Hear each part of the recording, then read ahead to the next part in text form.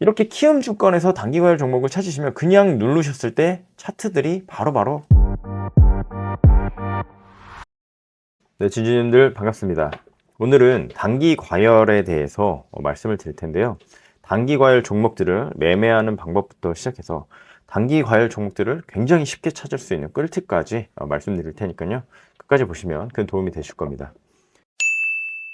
먼저 단기과열 종목이 뭐냐, 당연히 말 그대로 단기간에 크게 오른 종목들을 얘기하는 거죠. 단기과열 종목들은 어떤 종목들이 걸리느냐, 이렇게 조금 내용들이 있는데 이건 그냥 읽어보시면 될 것 같아요. 그리고 이거를 굳이 어렵게 해석하려고 하시지 말고, 어차피 단기과열에 걸린다고 한다면 여러분 단기과열에 들어가기 전에 단기과열 종목 지정 예고 공시나 단기과열 종목 지정이란 공시를 보시게 될 겁니다.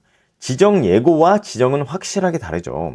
간단하게 차이점만 말씀드리자면요, 지정 예고 공시는 내일 당장에 단기과열에 들어간다는 공시가 아닙니다. 내일 만약에 오늘의 종가보다 해당 일의 종가가 직전 거래, 오늘보다 내일 종가가 더 상승을 했을 때, 그리고 이 세 가지 조건에 포함이 됐을 때 그 다음날에 단기 과열에 지정이 된다는 얘기고요. 단기 과열 종목 지정은요, 당장 내일부터 단기 과열 종목이 돼서 30분에 한 번씩 거래가 될 수밖에 없다라는 얘기입니다. 그래서 보통 단기 과열 종목 지정 예고가 뜨고 나서는요, 그 다음날 종가를 이 종가보다 낮게 형성하려고 하는 경향성이 있기 때문에 꼭 무조건적으로 하락한다 이렇게 생각하실 필요는 없는데, 단기과열 종목이 보통 4시 이후에 시간의 단일가 시간에 중간에 뜨거든요. 그러면 이 단기과열 종목이 지정되고 나면 큰 확률로, 항상 그런 건 아닙니다, 큰 확률로 시간의 단일가에서 빠지는 경우들이 많아요. 그러니까 개파락한다는 얘기죠. 그래서 여러분들이 이 단기과열 종목 지정 공시가 떴을 때는 반드시 시간외에서 조금 손해를 보더라도 파는 것이 좋습니다. 근데 단기과열 종목이 지정되고 나서도 상승하는 경우들이 종종 있는데, 그런 경우는 언제냐? 이 전날 상한가를 기록해서 이 단기과열이 떴는데도 갭을 뜨는 경우예요. 이런 경우를 제외하곤 대부분 단기과열 종목이 지정이 되고 나면 개파락을 하는 경우들이 많다. 요거는 여러분들이 꼭 기억을 해 놓으셔야 됩니다. 이해되시죠? 자, 그러면 단기과열 종목이 지정이 됐어요. 제가 예를 몇 가지를 들어볼게요. 딱 2가지만 들을 텐데요. 단기과열 종목이 됐을 때 보통은 이렇게 이날 걸렸잖아요. 그러면 이렇게 개파락을 하는 경우들이 많습니다. 근데 이 유니캐스트라는 종목은 어때요? 개파락을 크게 하지 않고 여기서 이렇게 버텨주는 모습을 보였죠. 이 버텨주고 나면은 그 다음날에 상승을 하는 경우들이 확률적으로 높습니다. 확률적으로 높다는 얘기예요. 무조건 상승이 아니라. 자, 그래서 이 종목 같은 경우는 어때요? 단기과열이 끝나는 날 이렇게 개파락을 하면서 큰 하락을 보여줬죠. 이거는 개미들을 턴 겁니다. 왜? 이렇게 버텨줬는데 상승할 거라는 기대감이 있잖아요. 상승할 거라는 기대감이 있으니까 이 사람들이 버텨주고 오늘 가야 되는데 라고 계속 버티고 있으니까 여기서 개미들을 털어주고 그 다음에 급등을 만들어낸 사례라고 볼 수가 있겠죠. 그래서 이렇게 단기과열을 걸었는데도 주가가 버텨준다. 그럼 단기과열이 해제되고 나서 상승할 수 있는 가능성이 크다. 이거를 무조건적으로 생각하지 마시고 이런 경향성이 있다라고 생각하시면 됩니다. 자, 그 다음에 여러분들이 꼭 아셔야 될 거. 자, 단기과열이 되고 나서 보통 3일째 하락을 합니다. 삼성공조라는 종목도 예전에 단기과열이 들어왔었죠. 자, 이렇게 보통 단기과열에 들어오고 나면, 여기서 들어오고 나서 하락을 했죠. 단기과열이 지정 예고 나오고 나면 하락을 합니다. 근데 그러고 나서 상승할 가능성이 있는 1차는요, 이 3일차입니다. 3일차. 3일차 때가 어떻게 돼요? 3일차 때는 3일차가 지나고 나면 단기과열이 해제될 수 있다는 기대감이 있죠. 그래서 단기과열 3일차 때는요, 보통 이렇게 하락을 하다가 이렇게 다시 상승해주는 경향으로 가는 경우들이 있습니다. 항상 그런 건 아니고요. 이때는 재료가 살아있어야 돼요. 재료가 살아있거나 종목에 끼가 좋아야 됩니다. 그럴 경우에는 이렇게 3일차 때 돌려주는 경우들이 있습니다. 그러고 나서 다음날 시작할 때 단기과열 해제가 되죠. 30분마다 거래를 할 수 있다가 30분마다 거래되는 게 해제가 돼요. 그러면 거래가 활발하게 이루어지는, 그럴 때 시초에 이렇게 상승하는 경우들이 많습니다. 그래서 이렇게 삼성공조처럼 마지막 날에 돌려줄 때 이렇게 밑바닥에서 사거나 돌려줄 때 사면 시초에 상승하는 경우들이 있다. 그런데 여러분들이 꼭 아셔야 되는 거는 모든 단기과열 종목들이 이렇게 상승하는 것이 아니다. 단기과열 종목이 단기 과열이 끝났는데도 하락하는 경우들도 많다. 왜? 이 재료가 소멸이 됐어.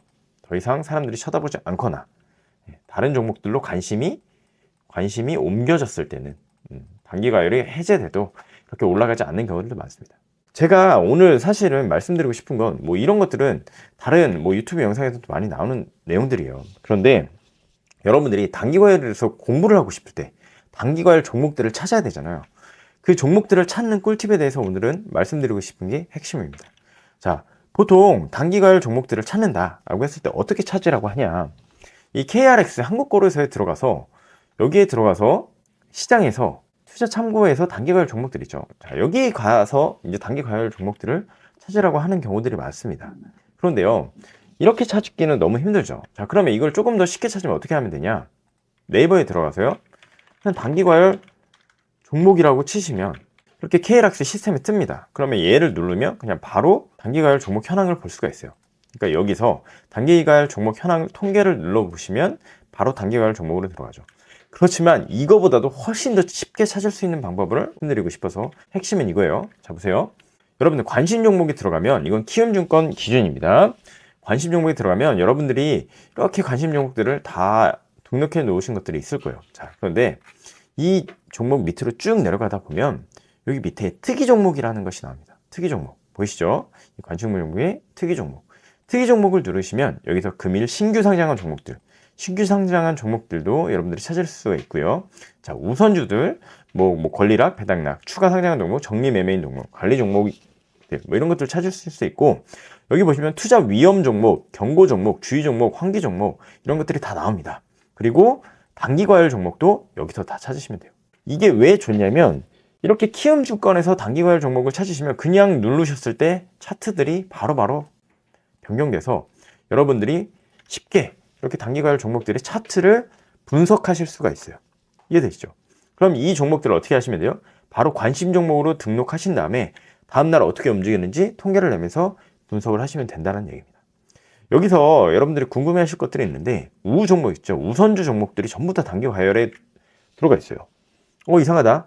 3일 동안밖에 단기 과열은 걸리지 않는 걸로 알고 있는데 이 우선주 같은 경우는 매일매일 이 단기 과열이 걸린 상태로 종목들이 거래가 된단 말이죠.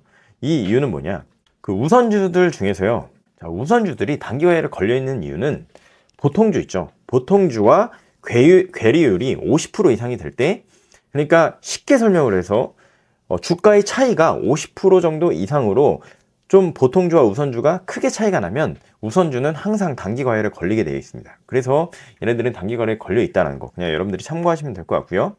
그래서 여러분들 일반주들 있죠. 뭐 진영이라든지 제주 반도체라든지 이런 종목들은 딱 봤을 때 단기 과열에 걸려 있고 얘네들은 뭔가 모멘텀이 있었기 때문에 이렇게 단기 과열에 걸려 있구나.